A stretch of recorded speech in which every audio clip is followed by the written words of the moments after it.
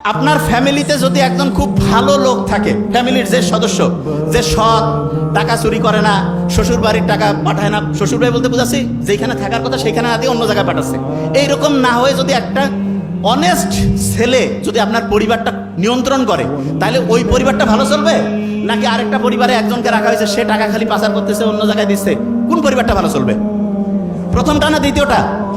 প্রথমটা। তাহলে আপনি বলেন, এই গোটাল বাংলাদেশটা তো এরকম একটা দেশ, মানে এরকম একটা পরিবার, এইখানে সবচেয়ে ভালো লোকটা যদি হচ্ছে যে সবগুলো কাজের মেইন কন্ট্রোলটা যদি দেওয়া যায়, তাহলে দেশটা কি আস্তে আস্তে ভালোর দিকে যাবে না খারাপের দিকে? ভালোর দিকে। আচ্ছা, তাহলে প্রথম কাজ বলছি নামাজের পরে অন্য কাজটা করা। দ্বিতীয় কাজ যেটা আমি বলছি সেটা কি? সৎ লিডার নির্বাচন করা। কি কাজ?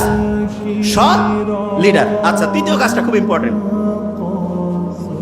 প্রত্যেকের যে ব্রেইন আছে, ব্রেইন, এইটাকে সর্বোচ্চ ভালোভাবে ব্যবহার করা, সর্বোচ্চ ভালোভাবে।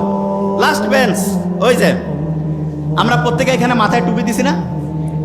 আমেরিকার যে হচ্ছে যে ওই আর্মি বাহিনী আছে, তারাও কিন্তু মাথায় এরকম ক্যাপ দেয়, দেখছেন আপনারা?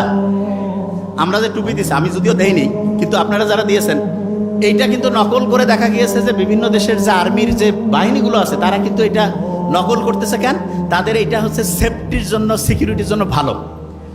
আমি অবাক হয়েছি যে ইসলামের যতগুলো নিয়ম আছে এক এক করে